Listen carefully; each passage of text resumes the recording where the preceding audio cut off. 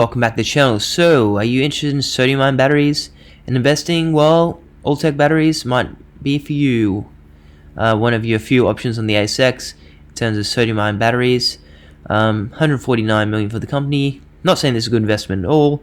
Just giving you a review of it. Wouldn't be buying it myself, unless I went to the labs and saw it all working, saw how good it was. Then I probably would buy some. But looking from the outside, bit of risk there. So 149 million, I think it's got 7 million cash. They got sodium-ion batteries. They're looking to commercialize them for grid storage, and they have silicon-doped anode factory. They've got a study there, and they've got a pilot plant there. So pretty good things there. Silicon anodes, 30% more energy density than the typical graphite one. If you didn't know, Tesla already had silicon in their anodes before, in little bits. I think they're adding a bit more on this and getting 30% more range. New announcements every day of more higher energy density batteries, etc. So continuing on, quarterly activities. So basically, this sodium ion, I'll read out: launch of 1 megawatt grid pack design, non-lithium battery, sodium alumina, solid state rated, So basically, they're doing all this, low maintenance, lasts forever, apparently 15 years, in their words. Outstanding progress on the advancement of the project, DFS, design basis for a massive one with finalized, all major equipment supply selected. So it looks like they're making headway on this sodium ion for grid storage, which is a good thing for sodium ion. People think sodium ion will be good for vehicles, but the energy density, here's a good one if you want to find out about sodium ion for vehicles, limiting factor. So the energy density is there, but you look at volumetric energy density, which is the energy you can fit in some space, it is not quite there. Therefore, LFP is going to be the battery of the future for cars in the next 5-10 years, unless there's big headroads in sodium ion. And also, sodium ion isn't cheaper right now because they haven't streamlined the mines, factories, etc. So LFP is cheaper right now. And also, when they go to streamline sodium ion and they want all that sodium ion at once, the person giving the sodium ion saying, well, we don't have enough and we want more money for it. So sodium ion could shoot up in price short term, then come back down like lithium has. Who knows? Who cares? So continuing on, yeah, we got that sodium ion power plant for grid storage, which is a great use of it. No one can complain with that. And great progress at the German alumina anodes. So they're basically coating graphite with high purity alumina. I'm not sure if there's silicon graphite and then they coat it with the high purity alumina. Anyway, it's got 30% more energy density in their words. They're doing a pilot plant and they're working for the 10,000 ton per annum plant, which has really good figures. Like they spend 100 million, and then after all costs, everything, they get like $63 million a year. And guess what happens if that works well and people are lining up to buy it? They're going to double that and then make more money. In the best scenario possible, in real life, it might fail miserably and you lose all your money there. Don't know, that's what I'm saying. If you want to invest in these companies, you probably want to do a lot of research, ring them up, maybe you can get a job there, who knows. Continuing on, yeah, so you can read all this yourself in their quarterly announcements.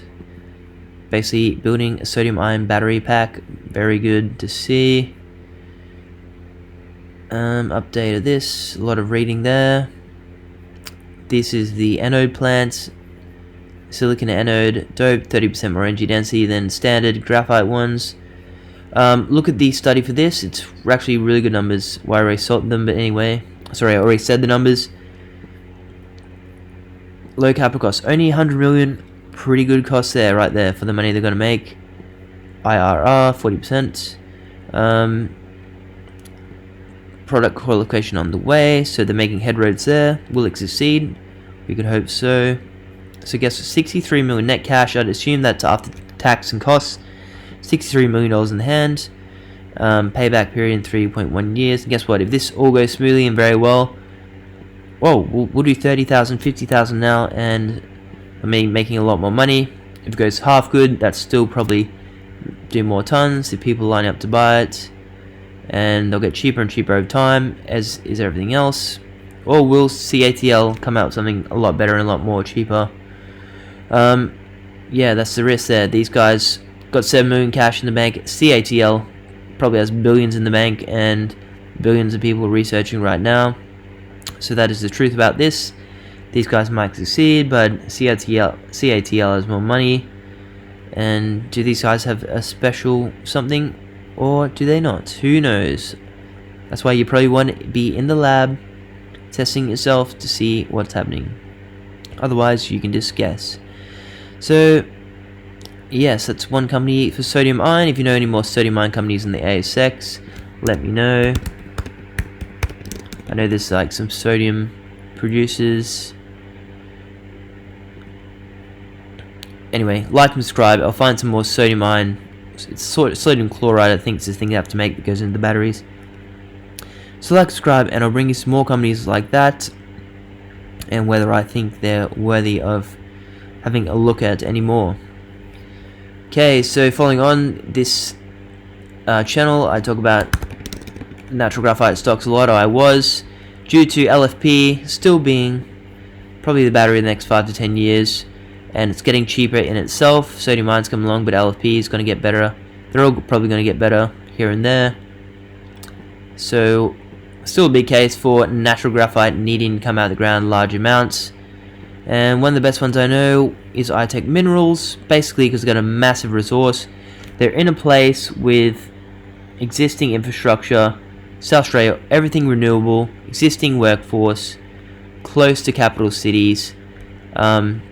So that is, if you know anything about projects and doing well, if they've got existing renewable power, a lot better than something out in the middle of the desert, has diesel power, massive capex, no one wants to work there, have to build in mining camp, etc.